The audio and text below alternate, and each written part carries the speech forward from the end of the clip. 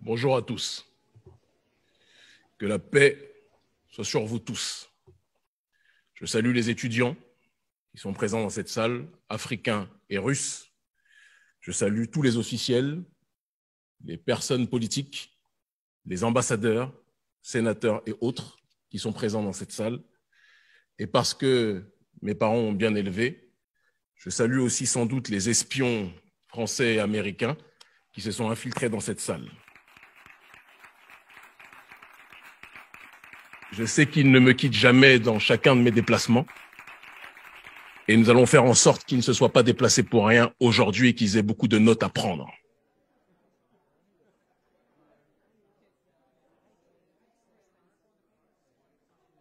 En préambule de mon allocution, il est important, je pense, de remercier d'emblée Anatoly Torkounov, le recteur de l'Institut des Relations internationales de Moscou, qui est un établissement légendaire et historique, celui que Henry Kissinger présentait comme le Harvard russe. Nous le remercions ainsi que le vice-recteur parce que l'initiative d'accueillir cet événement est très importante. Je dirais même plus, elle est déterminante et elle aura des répercussions à court terme, à moyen terme et à long terme dans le cœur et dans l'esprit et dans la vie de millions de gens. J'interviens aujourd'hui. Avant toute chose aussi, je pense qu'il est important de vous demander de vous applaudir pour votre présence aujourd'hui. Donc applaudissez-vous, n'hésitez pas. J'espère que le traducteur ou la traductrice fait bien son travail. J'interviens aujourd'hui en ma qualité de président de l'Organisation révolutionnaire africaine, Urgence panafricaniste, en tant aussi que leader d'opinion, écouté et suivi en Afrique et dans le monde par des millions de gens. Et surtout, en tant qu'homme noir, allergique, profondément allergique à toute forme de colonialisme et de paternalisme. Mon discours sera différent de celui du président de la CEDEAO qui est actuellement présent à Moscou, Umaro Embalo Sissoko, différent aussi du président de l'époque de l'Union africaine Macky Sall, parce que mon discours sera franc. Seule la franchise peut permettre d'établir un partenariat rigoureux et solide sur la durée entre la Russie et l'Afrique.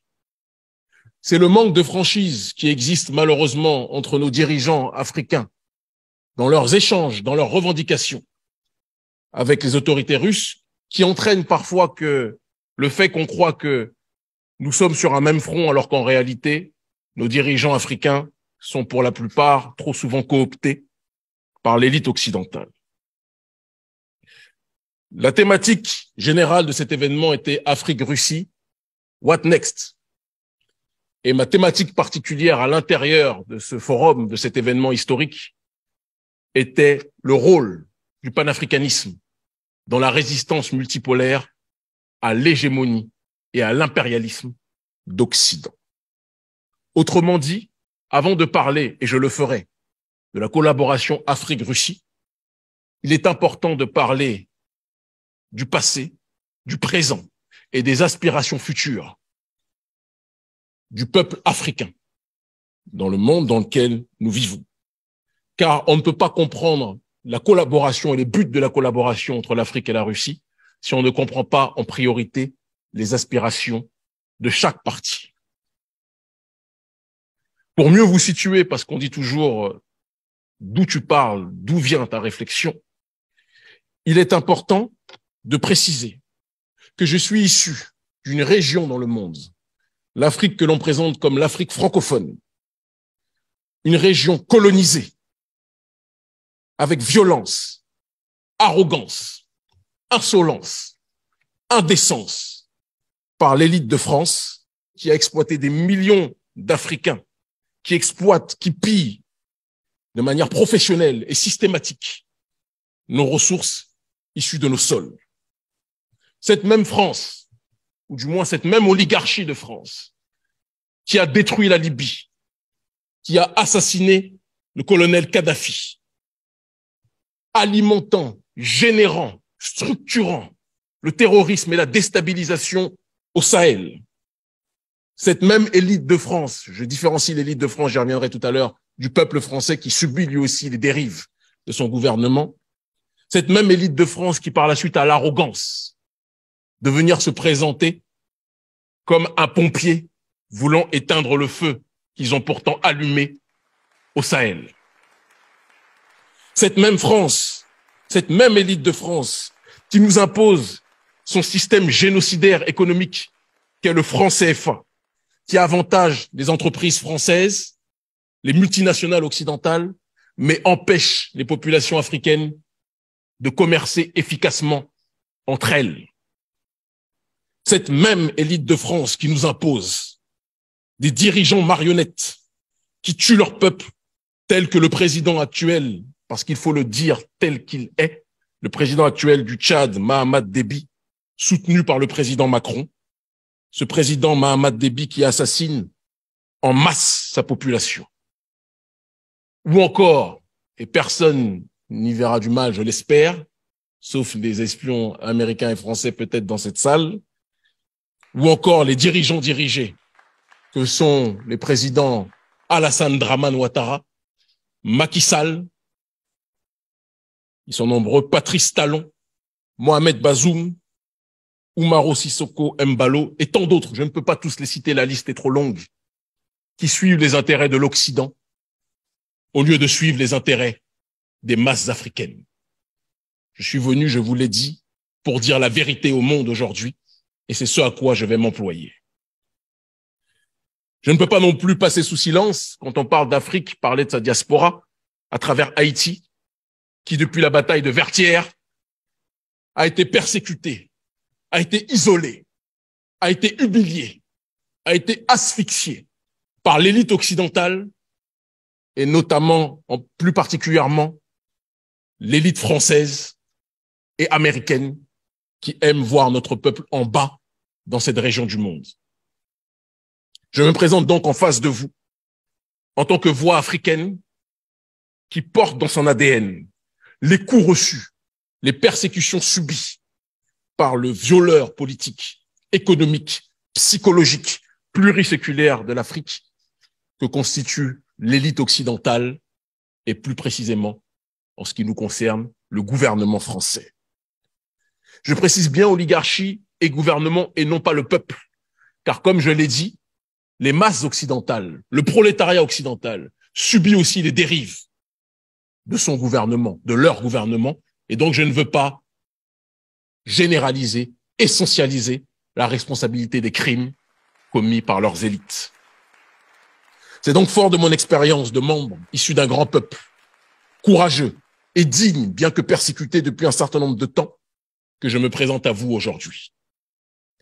Un peuple qui, parce que arnaqué par les sourires d'anges, alternant avec les coups meurtriers distribués depuis des siècles par l'Occident, n'acceptera plus jamais des partenariats viciés, de gens qui se présentent comme des amis alors qu'ils ne sont là que pour nous dépouiller.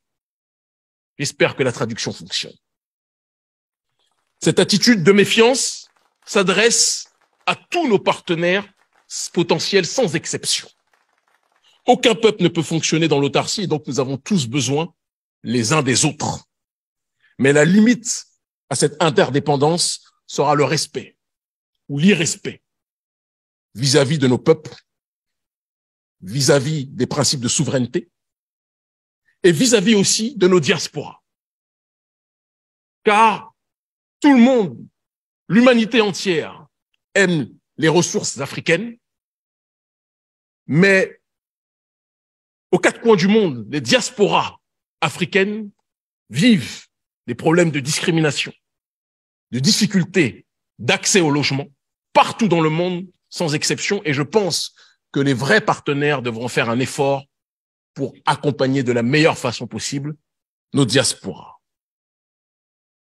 Et c'est dans le cadre de l'exploration, donc, de cette collaboration, venons donc maintenant à l'Afrique-Russie, après avoir placé le décor, de l'exploration, de l'analyse prospective, de la collaboration entre l'Afrique, ce grand peuple d'Afrique, et ce grand peuple de Russie, que je suis présent aujourd'hui. Comme nous, La Russie subit depuis trop longtemps, mais avec dignité, avec courage, une guerre qui ne dit pas son nom, orchestrée par l'oligarchie d'Occident. Une guerre qui a vu l'Union soviétique être démantelée lâchement par les trucages et autres manipulations lors de la chute du mur de Berlin. Ville de Berlin que nous autres Africains connaissons très bien, puisque notre continent a été découpé tel un gâteau lors de la conférence de Berlin en 1884 et 1885 par des gens qui ne voyaient pas les Africains comme des êtres humains, mais comme des sous-hommes qui devaient être colonisés, esclavagisés et maltraités. Nous avons donc, à travers Berlin, un profond point commun. Et je pense qu'il y en a d'autres raisons de ma présence ici aujourd'hui. Il est important, je pense, pour qu'on puisse se comprendre aussi que la Russie aujourd'hui, parce qu'on voit dans les médias occidentaux globalistes, ceux qui dirigent le monde, que la Russie est un pays impérialiste et agresseur qui dominerait, qui agresserait l'Ukraine. Or, ce n'est pas ce qui se passe. Nous savons tous pertinemment, parce que nous avons un cerveau pour réfléchir par nous-mêmes, que l'OTAN mène une guerre à tous ceux qui veulent la souveraineté, à tous ceux qui veulent l'autodétermination, à tous ceux qui veulent disposer de leur propre destinée. Et l'Ukraine, l'élite d'Ukraine, et non pas le peuple ukrainien, l'élite d'Ukraine a été instrumentalisée à travers Zelensky pour provoquer, pour encercler et pour tenter de nuire à la Russie. La Russie n'est pas dans une démarche d'attaquer, mais dans une démarche de se défendre. Un peu comme si il y avait des gens qui provoquaient une maison, qui lançaient des pierres depuis des années contre une maison. Les propriétaires de la maison ne réagissent pas, ils observent et ils disent toujours faites attention, un jour nous allons réagir. Et au moment où les propriétaires de la maison qui subissent des attaques, des jets de pierres violents, des cailloux sur la maison, ces propriétaires décident de sortir de la maison et de se défendre, les caméras sortent, surgissent et disent que les propriétaires de la maison agressent des pauvres innocents sans dire que ce qu'ils présentent comme les innocents étaient ceux qui avaient lancé des pierres au commencement. Personne n'est bête. Et les Africains voient le monde tel qu'il est. Et non pas tel que CNN ou France 24 ou BBC voudraient le voir. Il est important aussi donc de dire que vous avez votre Zelensky, mais nous autres Africains aussi avons nos Zelensky. Des dirigeants africains manipulés par l'élite occidentale qui aiment plus l'Occident que l'Occident s'aime lui-même. Ils sont plus attirés par la fastuosité de Paris, de Londres, de Rome, de Washington, que par les valeurs et la beauté traditionnelle de nos pays. Ces dirigeants, ces Zelensky locaux, nous les combattons aussi. Lorsque l'on parle de cette guerre que l'Occident mène au reste du monde, il est important d'insister sur le fait que la révolte des peuples souverainistes devra être le langage commun usité. Et lorsque l'on parle de révolte des peuples, il est important d'exposer, de clarifier la nature de la guerre. Parce que c'est une guerre mondialiste que nous connaissons. Certains disent ce n'est pas une... Non, c'est une guerre mondialiste. De l'oligarchie d'Occident contre le reste du monde, contre les peuples fiers. Si on ne le comprend pas, on ne saura pas où nous irons. Et dans la nature de cette guerre, ce n'est plus le bloc capitaliste contre le bloc communiste, c'est une évidence. C'est deux blocs. Le bloc des peuples traditionnels, ceux qui défendent leur identité, ceux qui défendent leur tradition, ceux qui défendent leur vision particulière du monde, contre le bloc globaliste néolibéral, économique et sociétal, matérialisé par ce qu'ils appellent le progressisme. Un Occident qui s'oppose à tout ce qui s'enracine dans la tradition, à tout ce qui entrevoit la métaphysique, l'immatériel, autrement dit Dieu, comme le principe suprême, mais qui préfère propager le matérialisme, la décadence, la dégénérescence, la destruction des valeurs des peuples, la destruction de la famille, la destruction de la croyance en Dieu, en divin, quel que soit le nom que vous lui donniez, quelles que soient vos religions, quelles que soient vos croyances. Un Occident dégénéré qui veut imposer son schéma de société au reste de l'humanité, et y compris à son propre peuple qui n'est pas toujours d'accord avec cette réalité. Quand je parle de tradition, je ne parle pas de coutumes humaines, mais de la tradition primordiale dont parlait notamment le métaphysicien René Guénon. Le principe originel de l'univers, la force nourricière et créatrice du monde. L'Occident a décidé de combattre ce principe et les peuples qui lui résistent sont diabolisés. La Russie en fait partie, la Chine en fait partie, les peuples africains, je ne parle pas des marionnettes à la tête de nos États, mais les peuples africains en font partie aussi. Et nous avons la nécessité, le devoir de nous unir face à ce cancer évoqué. Ce vent de résistance traverse donc, comme je l'ai dit, la Russie, l'Afrique, la Chine, le Venezuela, Cuba et d'autres pays au Moyen-Orient, au Proche-Orient, qui subissent très souvent des révolutions dites de couleur, qui sont des révolutions pro-Occident pour déstabiliser les États, pour imposer ce qu'ils appellent la démocratie, mais qui n'est rien d'autre qu'une gestion occidentale du pouvoir. J'insiste sur la nécessité que la révolte des populations soit coordonnée dans le respect strict des diverses souverainetés. Nous n'accepterons pas, nous autres Africains, c'est important de le préciser, sous prétexte de lutte contre l'Occident, de prendre comme nouveau maître ou comme nouveau colon la Chine, la Turquie, l'Iran ou la Russie. Nous voulons des partenaires frères qui respectent strictement notre souveraineté. Et je comprends que quand on a des dirigeants qui se comportent comme des serpillères en Afrique, ça ne donne pas envie au reste de l'humanité de nous traiter dans une démarche de souveraineté. Mais sachez que la population africaine, elle, souhaite profondément cette souveraineté et agira toujours pour que celle-ci puisse être respectée. Nous serons aussi regardants sur le principe évoqué par les autorités russes notamment de défense de la souveraineté. S'agit-il de la souveraineté populaire ou de la souveraineté des dirigeants?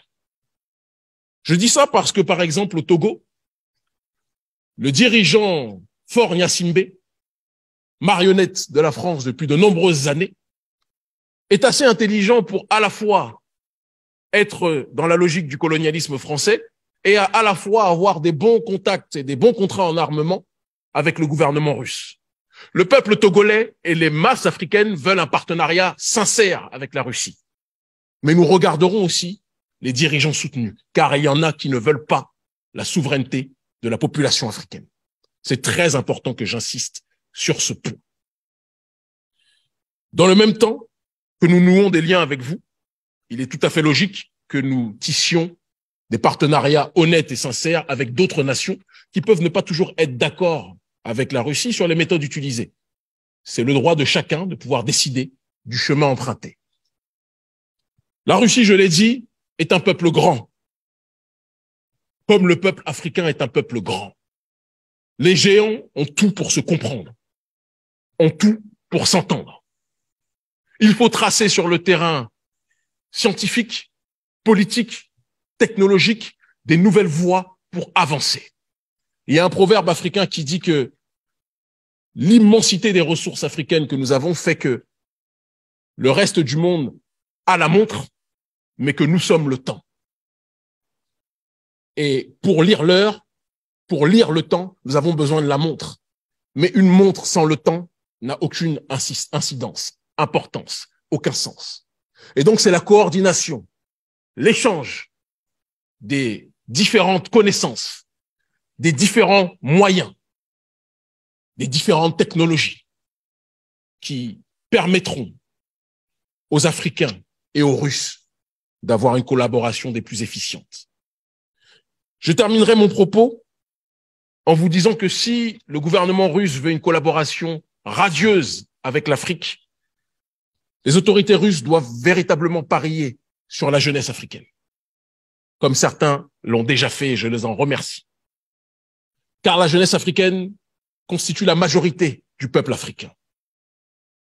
Et contrairement aux dirigeants africains qui, lorsqu'il y a eu l'effondrement du mur de Berlin, vous ont tourné très rapidement le dos durant les années 90, par manque d'honnêteté, la jeunesse africaine, elle, est beaucoup plus sincère. Vous l'avez vu, beaucoup plus franche aussi. Mais je le disais tout à l'heure et je le redis aujourd'hui, seule la franchise entre nous permettra d'avoir un partenariat solide. Et je vous le redis, nous sommes les leaders d'aujourd'hui et nous sommes les leaders de demain. Pariez donc sur nous pour un avenir solide demain. Merci infiniment.